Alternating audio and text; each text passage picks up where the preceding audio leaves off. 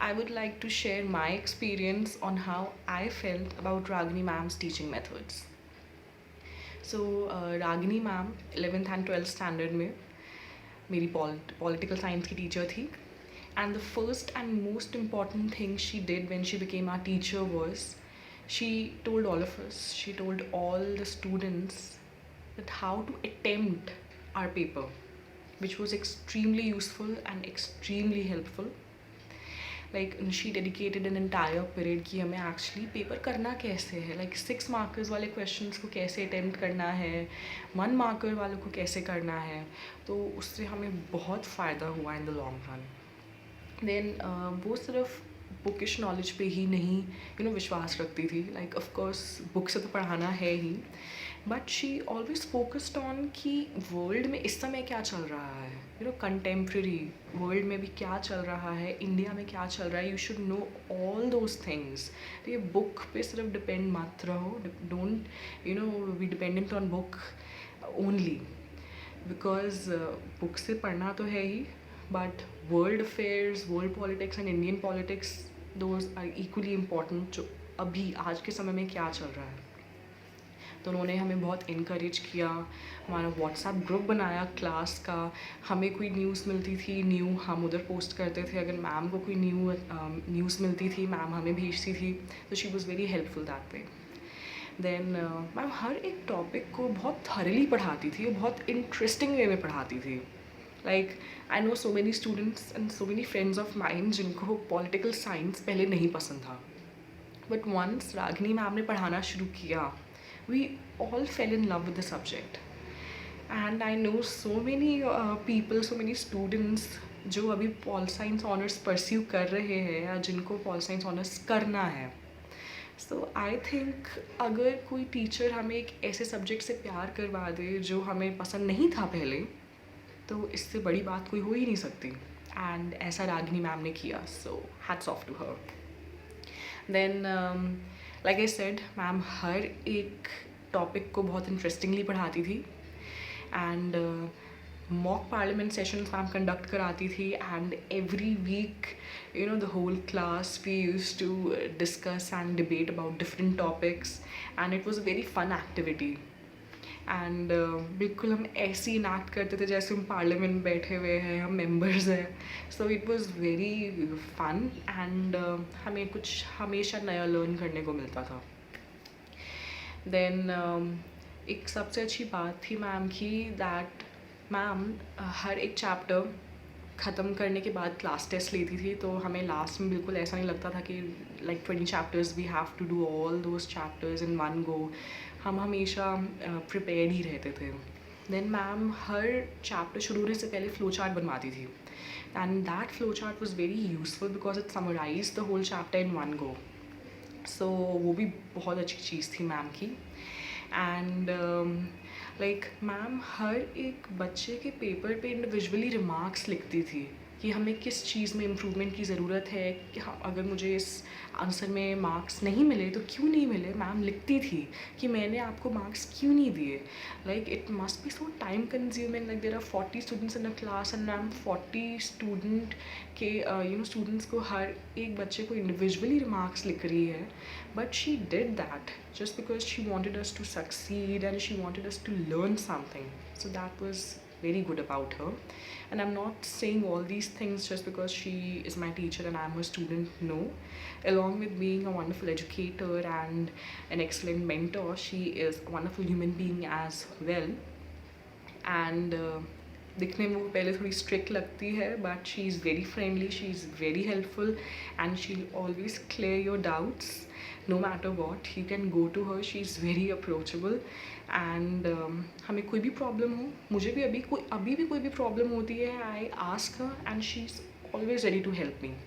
So I'm very thankful and grateful that I got her as my teacher and she deserves all these compliments.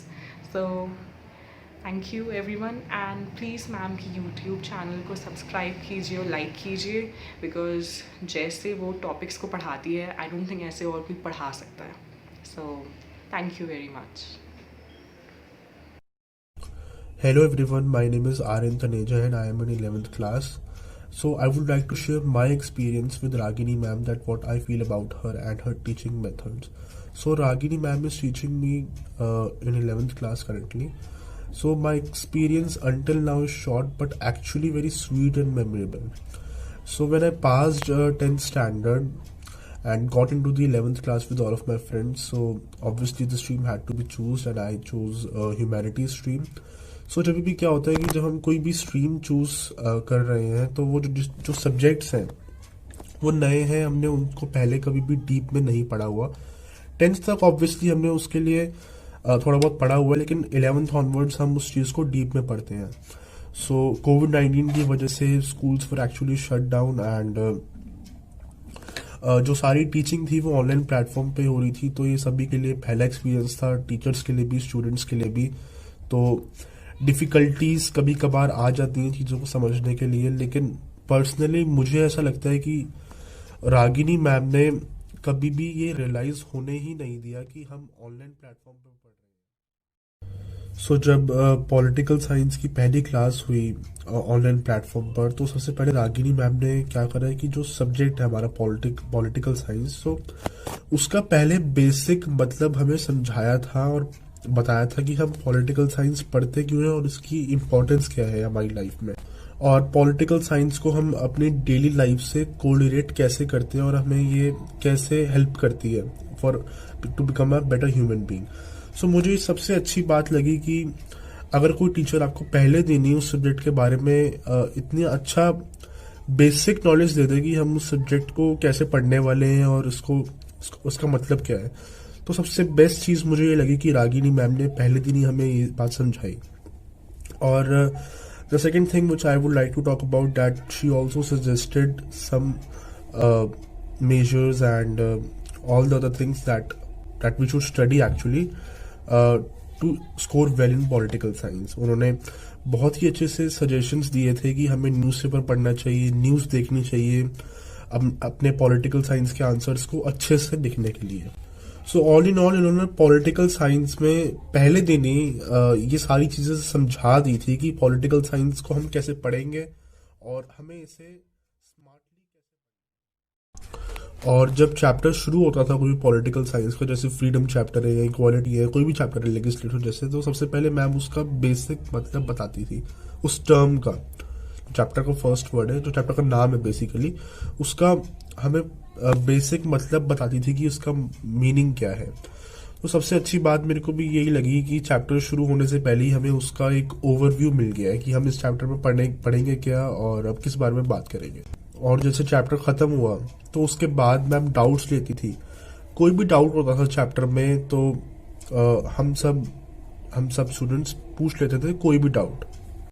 और जब ma'am class test लेती थी किसी भी chapter का, तो जो उनके क्वेश्चंस होते थे टेस्ट के, वो इतने इम्पैक्टफुल होते थे कि सोचने पे मजबूर कर देते थे। वो मुझे लगता है इतने इम्पैक्टफुल थे क्वेश्चन और इन्फ्लुएंशियल थे। पॉलिटिकल साइंस के अंदर चीज़ों को एनालाइज करना पड़ता है, तो वो जो क्वेश्चंस थे वो इतनी इस तरह से बेस्ड थे कि जो चैप्टर है अगर हमने उसको थॉरली पढ़ा है तो हम उस क्वेश्चंस को आसानी से कर सकते हैं।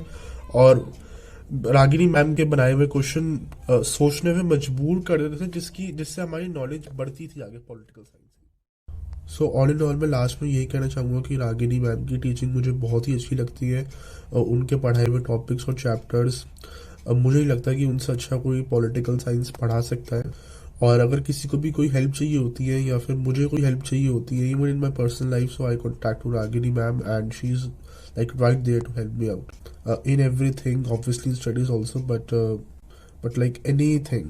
So I think कि यही एक अच्छे टीचर की पहचान होती है। और रागिनी मैम का यूट्यूब चैनल भी है, तो उसको सब्सक्राइब करो, लाइक करो और शेयर करो। और मुझे लगता है कि अगर कोई टीचर अपने बिजी शेड्यूल से टाइम निकाल कर यूट्यूब पे भी वीडियोस पोस्ट कर रही है या कर रहा है, सो ये एक बहुत ही अच्छी बात है कि स्टूडेंट को लगभग हर तरफ से हेल्प मिल जाए। So thank you ma'am, thank you Ragini ma'am for teaching me and all of us, and I am very glad that you are teaching me. So ये था मेरा अब तक का 11th में एक्सपीरियंस। आई होप सो कि I am basically sure that 12th में इससे अच्छा एक्सपीरियंस होगा रागिनी मैम के साथ। So thank you for listening me.